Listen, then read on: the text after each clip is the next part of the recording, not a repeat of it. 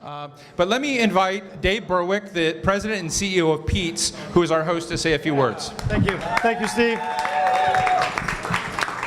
It's like taking the microphone from Bono, so I'm going to hand it back really quickly to Steve. I just wanted to thank everybody for joining us for the first ever Atlantic After Hours events. Lots of beverages to partake in, alcoholic, some of the best coffee in the world right behind you.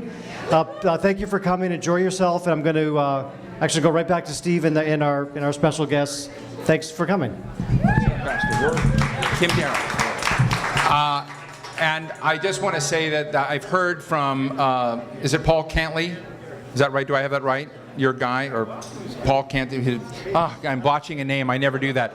That the high sizzle lattes are in the track to be on the regular. Yeah, Paul Clayton. Where's Paul? Paul, yeah, this guy is bringing the high sizzle latte to the Pete's menu. It was invented in the invitation to all of you. So tonight I've invited a few friends to have a conversation on national priorities, on things they think are important, with a little bit of maybe Donald Trump gossip. We'll see how far we go. And we're going to do this in two quick phases. First, I want to welcome Senator John Hoeven, a Republican from North Dakota, Senator Joe Manchin, Democrat from West Virginia. And I want to we're going to bring him up later, but he's probably the coolest guy in Congress. Sorry, guys. Will Hurd is kind of a walking reality TV show all on his own. Only former CIA agent who became Congress. And as I dug into it, he wasn't like a pencil pusher or a person who kept track of the money or where agents went. He was an agent in like the Middle East, undercover. You can never do that again, right? You're stuck. So, but so we're going to talk as well about that. But I want to start with our governors here. And how's our camera doing? Are we actually videotaping it? Yeah, get over here. Come right over here. John, Joe, and pull up.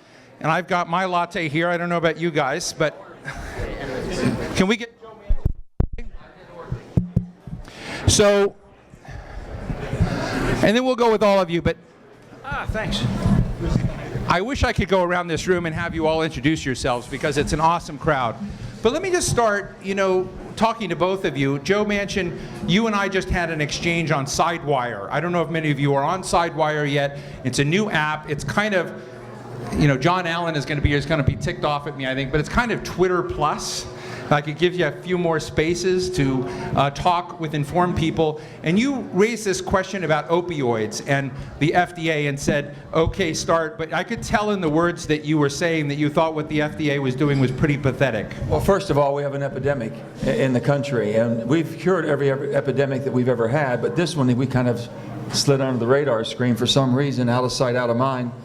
I have more West Virginians dying of prescription drug overdose and abuse than anything else in my state. So I've been trying to do things. I think there needs to be an overhaul at the FDA. I think there needs to be a cultural change at the FDA. These are all good people, but when you get kind of stale in your job, you can't shake it up. And I'll give you a perfect example. Opiates, first of all, Vicodin and Loratab was a Schedule 3, and they're the most widely prescribed. So we got that, I thought, be a no-brainer to get them basically to a Schedule 2.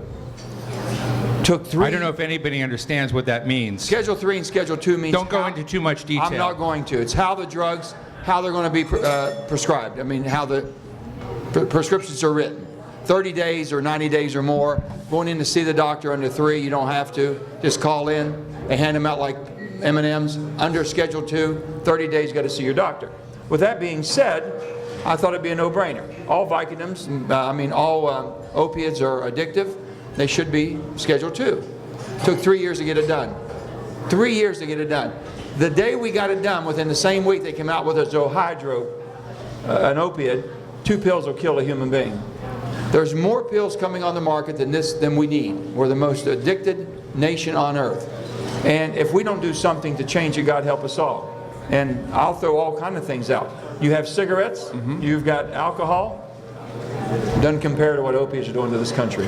So I asked you a substantive question on a dark subject on purpose because I knew you were going to take us into the weeds. Passion. We got to stop. And I want to ask John Hoeven a question, and I started this in a way to say, are we at a point in our politics where we can have a serious conversation about serious issues? I mean, I think Joe Manchin was about to lose the room here because a lot of people may not be Let me informed ask in this. one thing before I go to John, because I need John's input on this.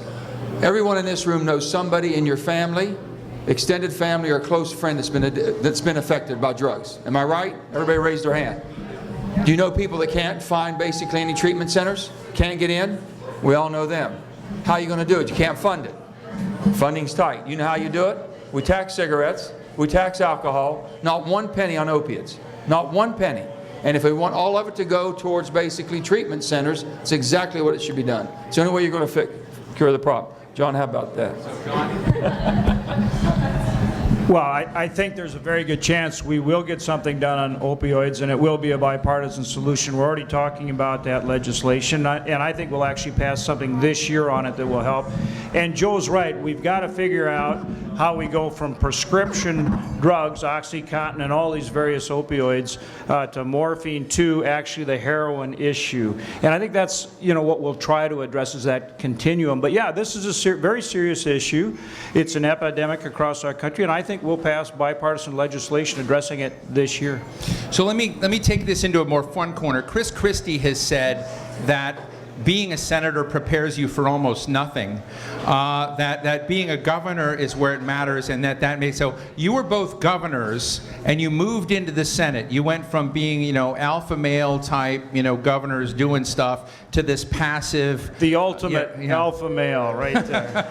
So what do you think about Chris Christie's comment that senators are really not prepared for the challenges of the White House? Well, we served with Chris Christie. I remember when he came in, we served with him, and you know, I enjoy Chris. He's a great guy, and he's... How great is he? He's, no, I mean, he's smart, capable guy that is certainly a good candidate for president.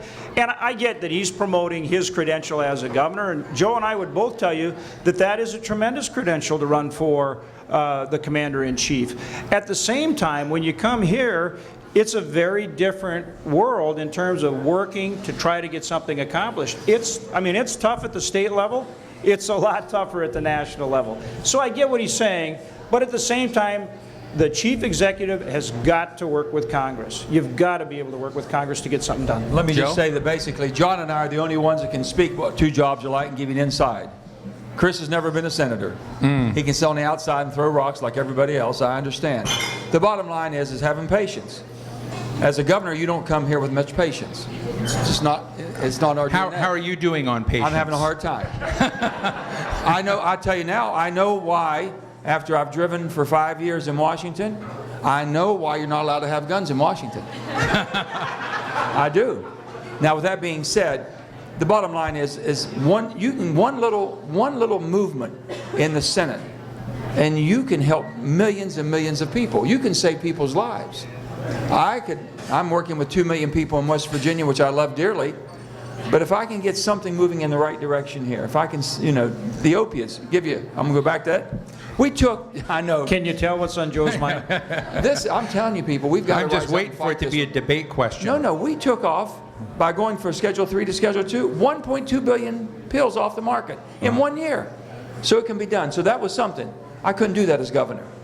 So sitting back and saying, hey, you prepare yourself for nothing, I don't think it's accurate. Let me keep this in the political realm for a minute. One of the reasons why I wanted you both here, and we've had conversations in the past about energy, about the economy, about changing people's lives, but I just want to talk about what is going on in your party, sir, and what is going on in your party? Just give us snapshots of what in the heck is going on in both parties, because they look like just total all-out civil war in both of them. John? Well, you know, there's a real fight for attention, for airtime, to make a point, to stand out. I mean, you know, we've had a number of our candidates step out of the race, but we're still at about 9. This is a high sizzle latte. Looking good. Yeah, there you go. Keep you going. Thank you. And again, welcome to the new Canadian ambassador. Is he here, and his wife Vanessa? Ken and Vanessa? Ken and Vanessa? Right there. Oh, they're Welcome. not Canadian, British. Oh, the British. I guess. I thought you said the new Canadian ambassador. I'm sorry. Part of the Commonwealth, so to speak. But Gary Dewar, our good friend, is leaving, so we're looking forward to the new ambassador coming in. But look, I think they're trying to stand out. Back to your question. They're trying to stand out, grab attention. At some point, it is going to really have to focus in on the issues. And we're going to have to unify behind a candidate and then govern. So give me your and top address roster. these real Give me- issues our country faces. Give me the top roster, just the top 3 or 4 issues you think are most important that should be discussed. I put it in terms of getting back to the fundamentals. And what I mean by that is regulatory relief, tax reform, getting control of our debt and deficit, strong support for the military, addressing the border and immigration. I mean, these are fundamental issues that I think we're going to have to address to get our country on track. And I sincerely hope that after this election and the American people have spoken, that the President comes together with Congress and we tackle these tough issues. Let me just say that basically in the Democratic Party, I think ours is more issue-oriented right now. We only had 3, now we're down to 2.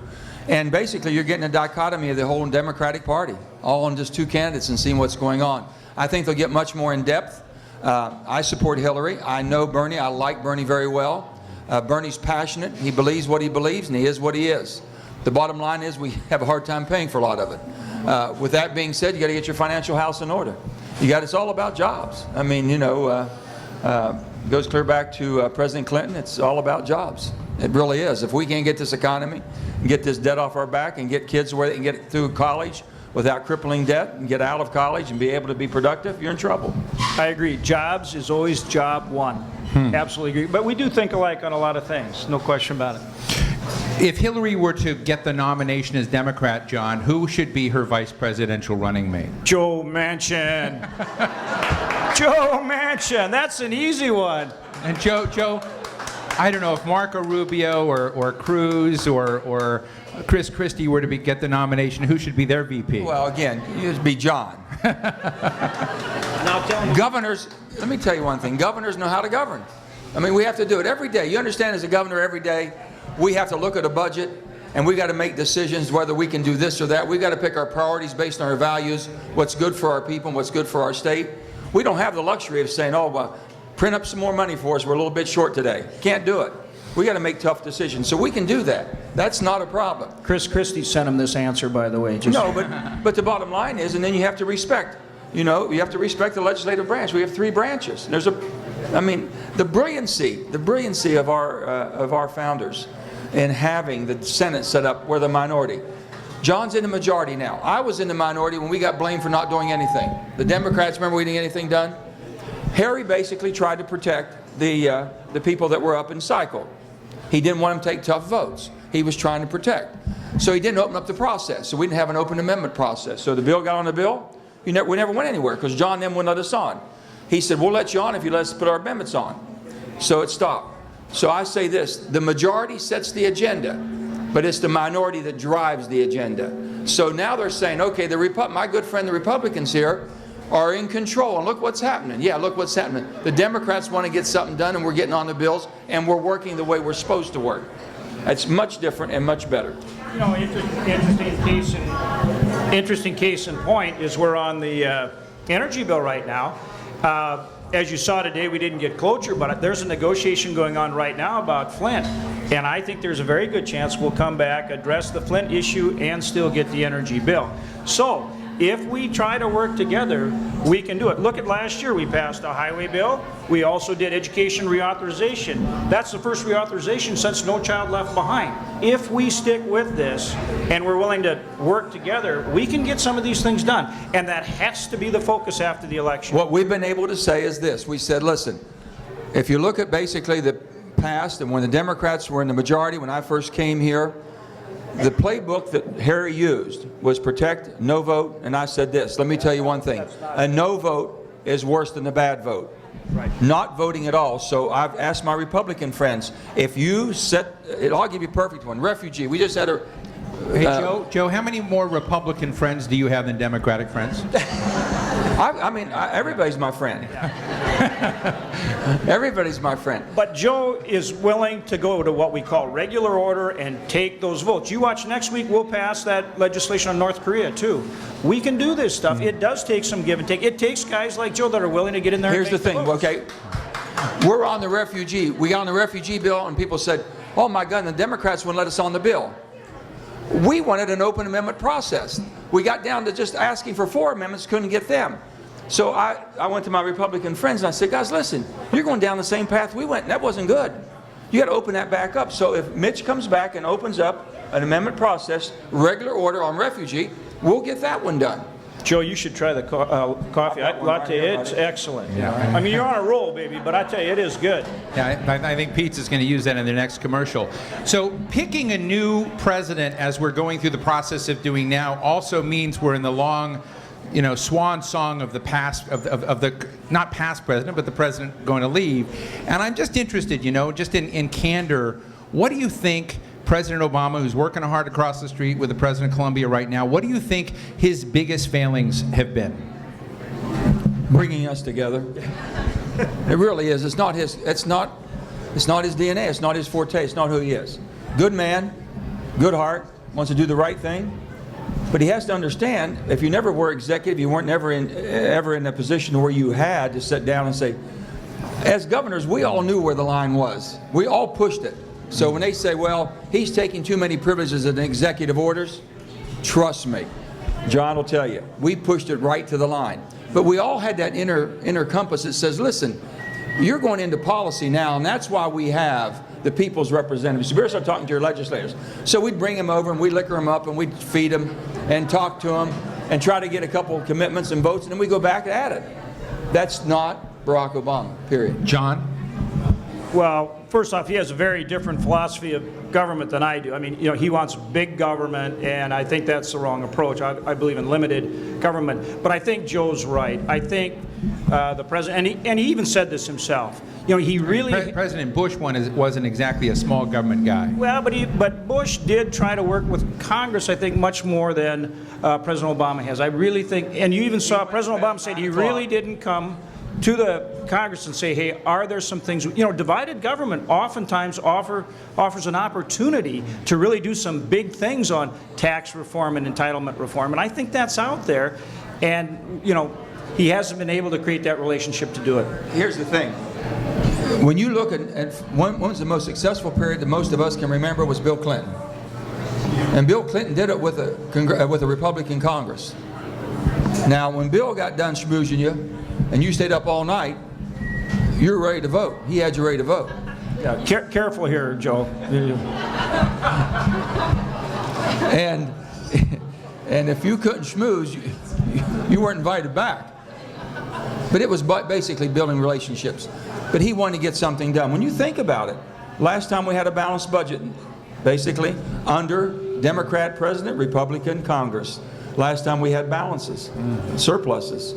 So it can work, but you have to have that commander-in-chief, and Barack Obama's a charming person. He could do it. It's just not. So real quick, he does. his Obama's biggest successes.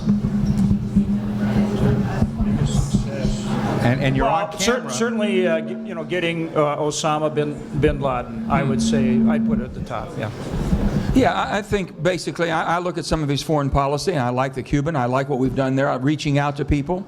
I really am. I think that he's reaching. He's not afraid to reach out. I saw him where he went to a mosque. In the height of hyperpole right now, that's genuine. That's compassion. We've got to do this, and he's willing to get out of his comfort zone and basically, let's push this a little bit further. So I think that he keeps our conscience, keeps us And just straight. as we wrap up, and before I bring Congressman Hurd up here and have some fun. Now remember, the congressman can tell you some things, but he's going to have to kill you. I'm fully prepared. But we have Ambassador Derek here tonight, Ambassador Kouari of Qatar. And I want to talk about the international face of America. Kim Derrick was National Security Advisor to David Cameron, if I have that right? And congratulations on that. So tell us, what do you think of the British, by the way? I love them. Yeah, I tell you good, what, good. they are great allies. They're great people. I love the country, and That's on tape. Ambassador, it's great to have you here. But how do you think about America's place in the world today? What should we be doing that we're not doing? Give us your final thoughts. We're still the hope of the world. They can tell you what they want to. The rest of the world counts on us. They can all talk about us. They can all demeanor us and basically deny it, but they count on the United States of America to be there when they need them. We just got to make sure that we say what we're going to do and we do what we're going to say. And we got to think that out before we go down that road. We just got to be very careful. And that's where I want to grab the baton from him, because that's exactly right. Strong military, stand with our allies, and oppose our adversaries and be very, very consistent on that. But our military can be very responsible also, and just not carte blanche. We have to make sure that we're efficient there. And when we question the military and we question some, I've told them in West Virginia, I said, one thing we understand in West Virginia is a definition of insanity. We've been there 13 years. You want to continue to throw thousands of troops in Occupy and show your might, and everyone in that part of the world says, please do not put your boots on the ground. Give us your technical and your tactical positions and help us there. Do not bring your people there, because it's not going to do anything except rile them up and get them going again. Until the Arab nations kicks in and does their job, we can't do it for them. John, you look like you were going to respond. Well, just say you have to have a very clearly defined strategy. It has to build on standing with our allies, opposing our adversaries, and everybody has to know what we're going to do or not do, and then you have to be consistent in doing it. So Joe City's for Hillary. John, who are you for? Well, I haven't endorsed at this point. It's a good opportunity. But I'll throw 1701 Massachusetts Pizza Coffee. He's getting ready to. He's getting ready to. There's What's a that? number of them that I think would be outstanding. Number, like, which ones? Marco Rubio is doing great. It's not an endorsement at this point, but there's 4 examples. It's like a warm cuddle. I want to say There this. you go. There's no one better. It's like sharing a latte. You know? Yeah. There's nobody better prepared and well trained and ready to do the job than Hillary. Excellent. Ladies and gentlemen, Joe Manchin, John Hoeven, 2 great senators, 2 great governors. Thank you for joining us. Let me invite Congressman Will Hurd up. Good latte. Here, you can take this with you, John. I think the Keystone Pipeline fed into this thing there, you know. Good to see you. Okay, thank you. Well, Good to see you, all man. right.